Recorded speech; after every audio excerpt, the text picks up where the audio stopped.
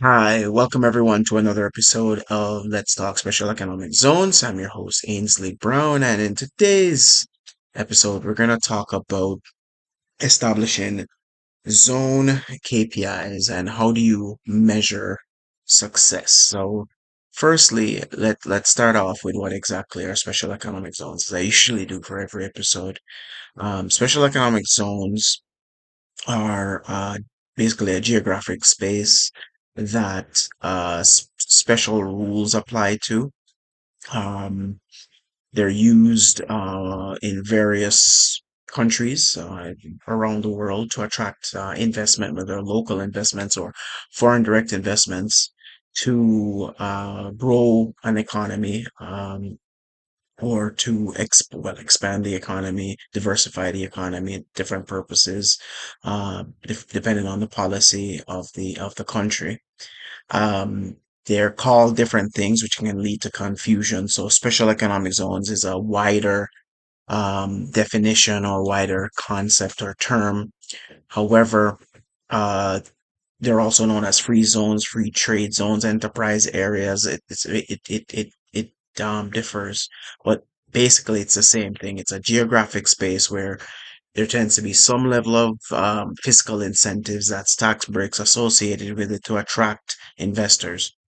Now, in terms of establishing a KPI or sets of KPIs for zones, and before I go anywhere, let me thank Jacopo from FDI Intelligence for this topic. He made this recommendation, and I decided to take it on. So thank you for that, Jacopo. So in terms of KPIs or key performance indicators, the questions, well, there are a series of questions I'm going to ask surrounding, as we explore this topic is it a good idea? Of course, it is a good idea, particularly because whenever you have government resources being expended, whether that be because of the fiscal incentives offered, that's the tax breaks, or financial incentives where the government is actually giving up or giving money, or non-fiscal, which is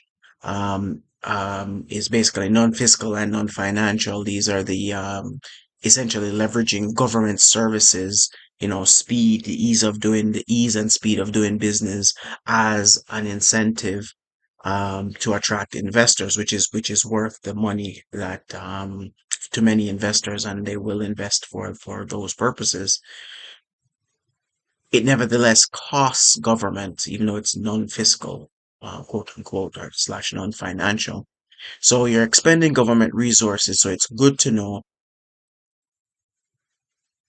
are you getting value for money, right? Are you getting value for money? That's what it comes down to. Are you getting value for money?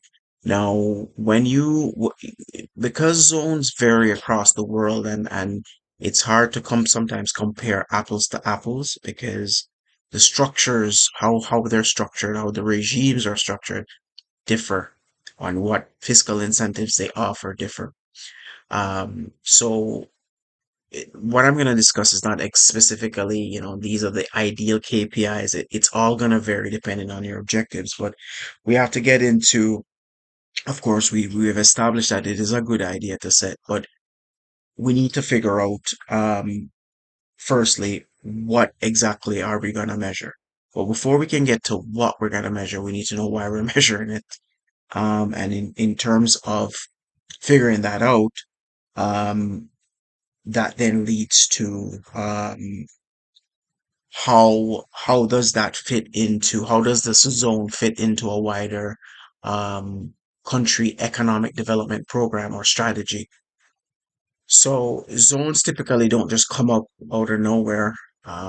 They come are part of a some sort of economic strategy deployed by a country.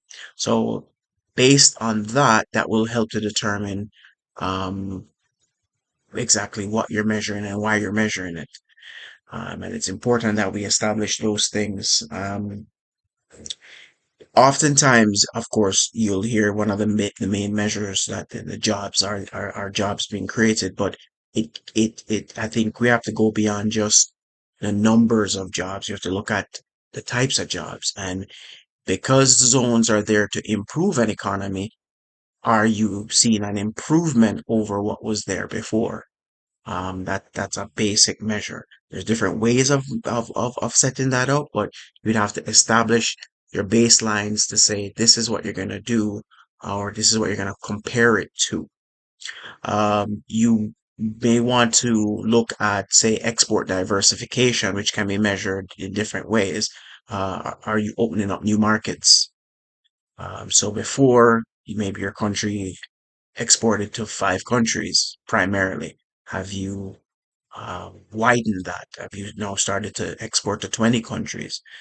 Um, Another one in terms of export diversification is product line or service line and or because I guess you measure both is to look at are you offering new products, new services, have you engaged deeper into global value chains? And that's in fact even a separate measure that you can go and look at what's the percentage participation of your country in global value chains, and has the zone program helped to move that needle, and what's the target? So that's an important thing I should have said as well. As much as you're measuring, you need to set targets. So what exactly are the targets? How many jobs are you creating? Are you looking for your zones to have female empowerment, growth in terms of the number of women in managerial positions, etc., etc. So are you seeing that needle move? Of course, you're not going to see it happen overnight. So there has to be um, time that they have to be time bound, these metrics. So over the next 5 years, these are the expectations.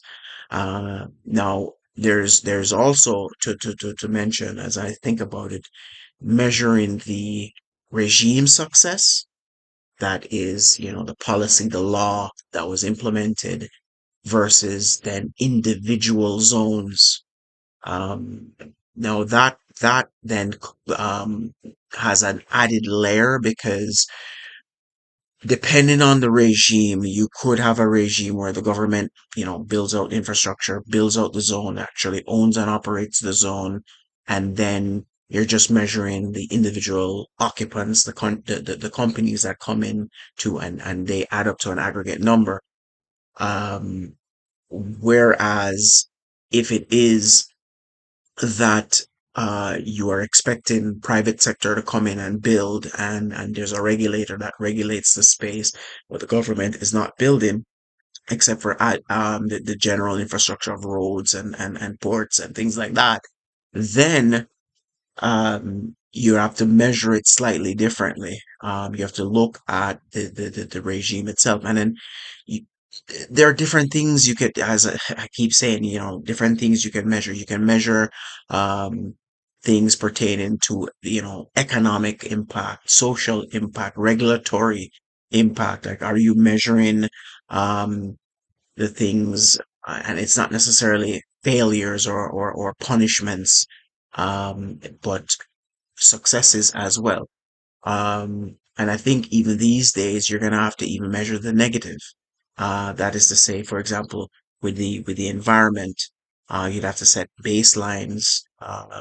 You've built out a zone over, say, 10 years, and you've reached peak water, 90% occupancy, let's say, and you know that the peak water usage is this, then you may want to set a KPI to say, okay, over the next 5 years, we want to see that reduced by 10% or more, through different cost saving measures and things like that. So there are different ways, different objectives, but all of it comes back to what's the overall economic strategy, developmental strategy that's driving all of this.